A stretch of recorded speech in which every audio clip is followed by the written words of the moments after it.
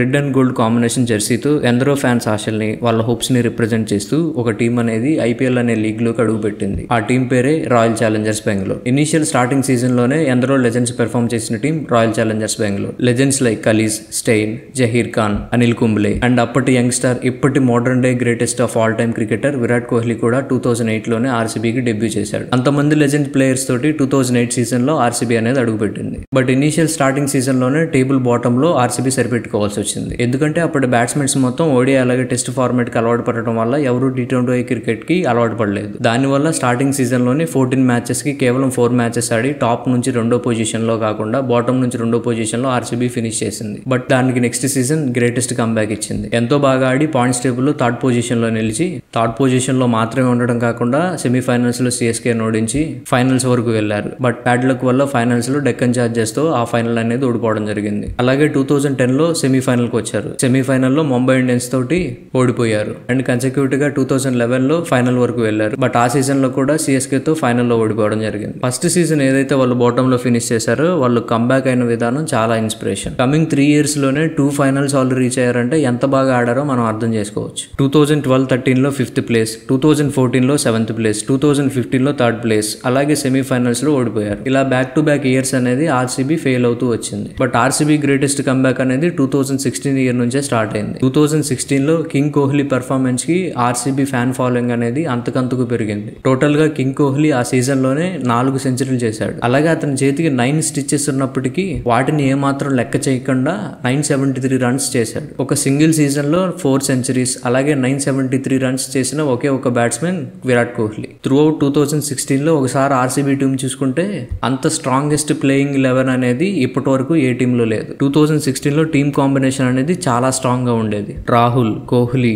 GAIL, Watson, Steyn, de Villiers అందులోనూ అందరూ form లో ఉన్నారు. అండ్ కింగ్ కోహ్లీ కూడా తన కెరీర్ పీక్ స్టేజ్ పర్ఫార్మెన్స్ లో ఉన్నాడు. అందరూ 2016 లో ఆర్సీబీదే కప్ అనుకున్నారు. But God has different plans. ఫైనల్లో ఎస్ఆర్హెచ్ తరపున డేవిడ్ వార్నర్ ఆడిన ఇన్నింగ్స్ కి అలాగే బెన్ కటింగ్ ఆడిన ఇన్నింగ్స్ కి ఎస్ఆర్హెచ్ అనేది ఫైనల్లో హ్యూజ్ టోటల్ ఫిక్స్ చేయగలిగింది. ఆర్సీబీ బ్యాడ్ లక్ కొద్దీ బెన్ కటింగ్స్ అప్పటి వరకు టోర్నమెంట్ లో ఏ మ్యాచ్ అనేది పర్ఫామ్ చేయకుండా కేవలం ఫైనల్లో ఆర్సీబీ ఓడిపోవడానికే పర్ఫామ్ చేసినట్టు అయింది. ఫైనల్లీ అతను చేసిన రన్సే మ్యాచ్ లో చాలా క్రూషియల్ గా మారాయి. ఆర్సీబీ అనేది 8 runs తేడాతోటి ఆ మ్యాచ్ చేజార్చుకోవాల్సి వచ్చింది. ఆ తర్వాత 2017, 18, 19 లో క్వాలిఫై కాకపోయినా 2020 నుంచి ఒక్క 2023 లో తప్ప మిగతా అన్ని ఇయర్స్ లో క్వాలిఫై అవుతూ వచ్చింది. అన్ని సెమీఫైనల్స్ లో ఓడిపోతూ వచ్చింది. ఎక్కడైనా విన్నింగ్ కి ఫ్యాన్స్ ఉంటారు, కానీ ఆర్సీబీకి మాత్రం ప్రతి డిఫీట్ కి ఫ్యాన్ ఫాలోయింగ్ అనేది పెరుగుతూనే ఉంటుంది. అదే మిగతా టీం ఫ్యాన్స్ కి అలాగే ఆర్సీబీ ఫ్యాన్స్ కి ఉన్న యూనిక్ డిఫరెన్స్. ఒక టీం అనేది కంటిన్యూస్ గా ఫెయిల్ అయినప్పటికీ వాళ్ళ ఫ్యాన్స్ కు ఉన్న లాయాలిటీ అనేది ఇక్కడ ప్రూవ్ అవుతుంది. త్రూ అవుట్ ద ఆర్సీబీ జర్నీలో ఎన్నో హైస్ అండ్ లోస్ వాళ్ళు ఎక్స్పీరియన్స్ చేశారు. వెదర్ అది ఐపీఎల్ హిస్టరీలోనే 263 రన్స్ చేయడం ఫస్ట్ టైం అయినా సరే, అలాగే ఒక బ్యాట్స్మెన్ ఆర్సీబీ తరపున 175 రన్స్ చేయడం అయినా సరే, అలాగే టీం మొత్తం 49 రన్స్ కి ఆల్ అవుట్ అవ్వడం అయినా సరే, టీం మొత్తం 263 రన్స్ చేసిన హైని వాళ్ళు చూశారు.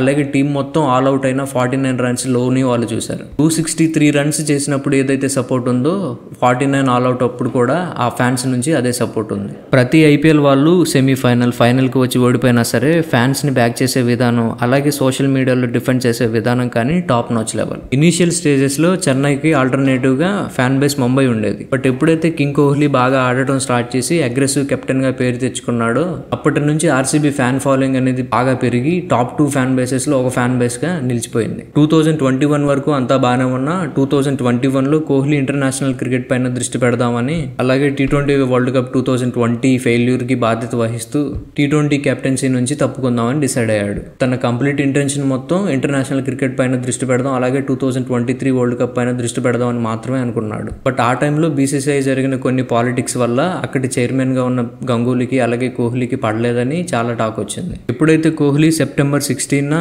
T20 కెప్టెన్సీకి రిజైన్ చేశాడో అదే ఇయర్ 2021 డిసెంబర్ లో బీసీసీఐ పాలిటిక్స్ కారణంగా కోహ్లీని వన్డే కెప్టెన్సీ నుంచి కూడా తప్పించారు. దీనికి వాళ్ళు చెప్పిన రీజన్ ఏంటంటే ఇద్దరు వైట్ బాల్ కెప్టెన్స్ అనే వాళ్ళు ఉండకూడదని. సో తను ఇంటెన్షనల్ గా ఇంటర్నేషనల్ క్రికెట్ పైన దృష్టి పెడదామని కోహ్లీకి బీసీసీఐ డెసిషన్ అనేది అటు ఫిజికల్ గా ఇటు మెంటల్ గా రెండిట్లోనూ స్ట్రెయిన్ చేసింది. 2022 జనవరిలో కోహ్లీ టెస్ట్ కెప్టెన్సీని కూడా వదులుకున్నాడు. సో అన్ని ఫార్మాట్ కెప్టెన్సీస్ నుంచి కూడా వదులుకున్నాడు. ఇలాంటి బ్యాడ్ ఫేజ్ లో కోహ్లీ ఆర్సీబీ కెప్టెన్సీ కూడా వదులుకున్నాడు. ఆర్సీబీ అని కోహ్లీ హిస్టరీ చెప్తున్నా అనుకుంటున్నారేమో కానీ కోహ్లీ అంటే ఆర్సీబీ, ఆర్సీబీ అంటే కోహ్లీ కాబట్టి ప్రతి ఒక్క సీజన్లో ఆర్సీబీ ఫ్యాన్స్ కోహ్లీ కోసం ఒక వారియర్స్ లాగా, ఒక యాక్టివ్ సోల్జర్స్ లాగా పనిచేశారు. అది ఎంతలా అంటే కోహ్లీని ఎవరైనా స్లెడ్జ్ చేస్తే నెక్స్ట్ సీజన్లో వాళ్ళు ఆక్షన్లో అన్సోల్డ్ అయ్యేంత ఇంపాక్ట్ ఉంచేలా, స్లెడ్జ్ చేసిన వాళ్ళకి గ్రౌండ్లో మళ్ళీ అడుగు పెట్టాలంటే భయపడేలా. త్రూఅవుట్ ద ఆర్సీబీ జర్నీ అనేది జెర్సీ మూవీలో ఒక కొటేషన్ గుర్తు చేస్తుంది.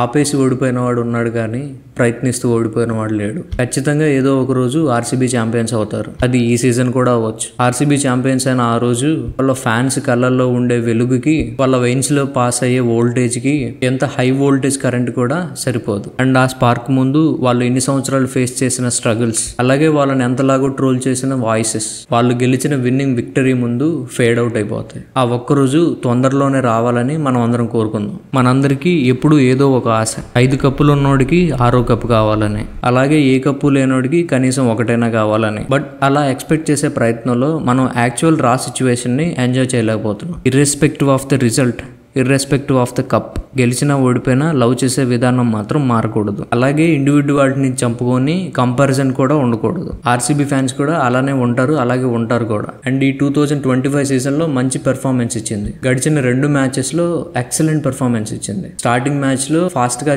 చేసిన విధానం అయినా, అలాగే ఎప్పుడు 2008లో చెప్పకులు గెలిచిన మ్యాచ్ని మళ్ళీ ఇప్పుడు 18 ఇయర్స్ తర్వాత గెలిచి హిస్టరీ క్రియేట్ చేయడం అయినా. సో ఈ 18th సీజన్ అనేది 18th ట్రోఫీ వస్తుందని అందరూ నమ్ముతున్నారు. ఖచ్చితంగా ఈ సీజన్ ఆర్సీబీ అనేది గ్రేటెస్ట్ పెర్ఫార్మెన్స్ ఇస్తుందని మనం అందరం ఆశిద్దాం.